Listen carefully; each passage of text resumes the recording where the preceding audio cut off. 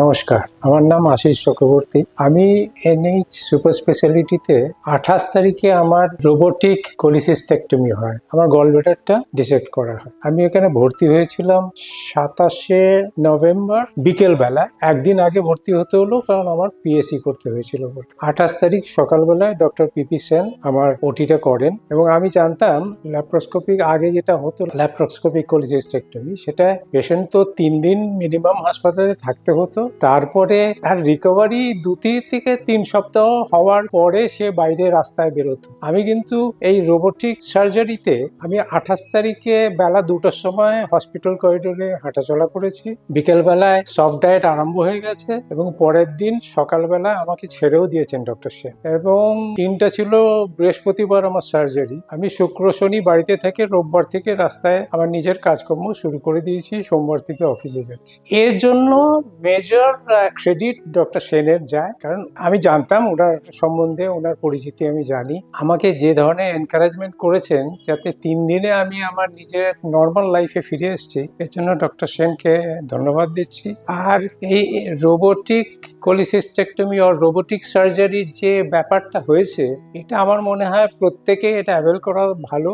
কারণ আগেকার দিনের সার্জারিতে পুরো পেট কেটে তারপরে যা যা দরকার ডিসেক্টমি হয়ে এবং স্টিচ হওয়ার পরে তার রিকভারি কত সময় লাগে। এই রোবোটিক সার্জারিতে লোকে একটু পিছিয়ে যায় যে সামান্য হয়তো বেশি পয়সা লাগবে, কিন্তু লোকের রিকভারি সেফটি ফ্যাক্টর এত বেশি যে আমি জীবনে এই প্রথম অপারেশন হলো এই রোবোটিক সার্জারিতে। আমি প্রথম দেখলাম, আমি নিজে কিছু ফিল করলাম না। 2 ঘন্টার মধ্যে বেডে এলাম, বাড়ির লোকের সাথে কথা বলছি, 3 ঘন্টার মধ্যে হসপিটালের মধ্যে হাঁটাচলা করছি এবং পরের দিন সকালবেলা বাড়ি চলে যাচ্ছি। Hats off to this advance surgery, hats off to doctor Sen. Doctor সেনের মতো কোয়ালিফাইড ডাক্তার যিনি রোবোটিক সার্জারি করছেন এই হাসপাতালে, ওনাকে ধন্যবাদ। উনি অনেক তাড়াতাড়ি আমাকে রিকভারি করতে সাহায্য করেছেন, ওনার অ্যাডভাইস। আর সবচেয়ে বড় কথা, উনি পেশেন্ট সম্বন্ধে এত বেশি ওয়াকিবহাল, উনি পেশেন্ট সম্বন্ধে ভাবেন এবং যেমন আমাকে অন্তত দিনে 3-4 বার ভিজিট করে গেলেন ওই একদিন থাকার মধ্যে। শুধু তাই না,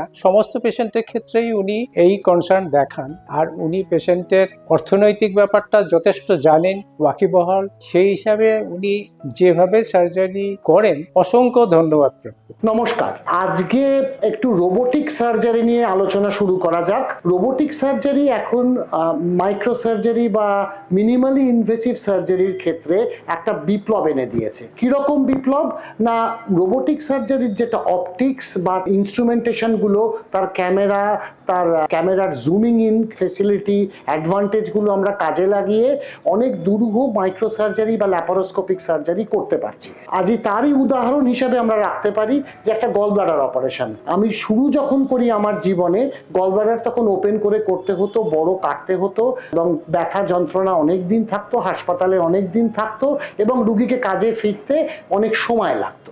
এবারে এসে গেল কি ল্যাপারোস্কোপিক সার্জারি। এটা 1990 এর প্রথম সময় থেকে। ল্যাপারোস্কোপিক সার্জারিতে আমরা যেটা দেখলাম যে ছোট ফুটো করে মাইক্রো কি হোল করে আমরা এই গলব্লাডার বা হার্নিয়া বা যে কোনো অপারেশন গুলো করতাম। তার একটা এখন আমূল একটা পরিবর্তন এলো বা একটা নতুন একটা দিগন্ত খুলে গেল এই রোবট আসার পরে। রোবটের মাধ্যমে আমরা যেটা করলাম যে ল্যাপারোস্কোপিক সার্জারিটাকে আরো নিখুঁত এবং আরো প্রাণবন্ত করে তুললাম এবং আরো সেফ করে তুললাম। সেফটি কেন?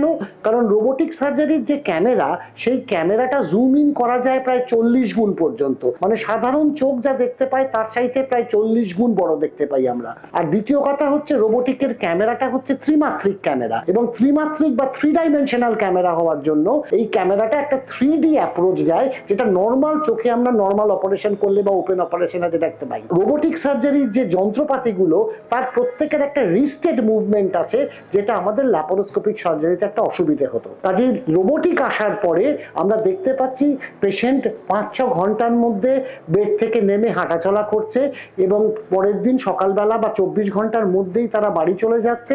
এবং আমি বেশ কয়েকজনকে দেখেছি আমার অভিজ্ঞতায়, স্পেশালি গলব্লাডার অপারেশন করার পরে, যে তারা 3-4 দিনের মধ্যে নর্মাল গাড়ি নিজের গাড়ি ড্রাইভও করতে পারছেন।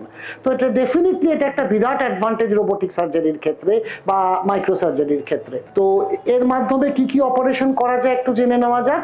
এর মাধ্যমে খুব ভালো অপারেশন হয় হচ্ছে গলব্লাডার অপারেশন, খুব ভালো হয় হার্নিয়া অপারেশন, স্পেশালি যে হার্নিয়াগুলোকে আমরা ইনসিশনাল বা ভেন্ট্রাল হার্নিয়া বলি, যার ক্ষেত্রে যখন কোনোদিনও কারোর একটা কোনো অপারেশন হয়েছিল, সেই অপারেশনের স্থান দিয়ে হার্নিয়া একটা তৈরি হয়েছে। এইগুলো পেইনলেস ওয়েতে খুব কম দিন হাসপাতালে রেখে রোবটের মাধ্যমে এটাকে খুব সাকসেসফুলি করে দেওয়া যায়। আরেকটা নতুন দিগন্ত যেটা খুলে দিয়েছে রোবোটিক সার্জারি জেনারেল সার্জারির ক্ষেত্রে, সেটা হচ্ছে রেকটাল টিউমার বা রেকটাল পলিপের সার্জারি, যেগুলো হচ্ছে মলদার বাদ না দিয়েও আমরা নর্মাল রেকটাল প্যাসেজ দিয়ে রোবটটাকে ব্যবহার করে আমরা টিউমারটাকে সম্পূর্ণ বাদ দিতে পারি, এবং সেক্ষেত্রেও হসপিটাল সেটা কিন্তু 2 দিনের থেকে 3 দিনের মধ্যে হয়। সেক্ষেত্রে যেটা এতদিন পর্যন্ত আমাদের বড় করে কাটতে হতো, সেটার কিন্তু আর প্রয়োজন নেই। কাজেই উত্তরোত্তর রোবোটিক সার্জারি আরো নতুন নতুন দিগন্ত খুলছে। রোবোটিক সার্জারি এসছে আজকে মাত্র 10 বছর হলো। গত বছরই গোটা পৃথিবী জুড়ে প্রায় 20 লক্ষ সাকসেসফুল অপারেশন হয়েছে এই রোবটের মাধ্যমে। কাজে আমরা আশা করছি যে আগামী দিনের নতুন দিগন্ত খুলে দেবে।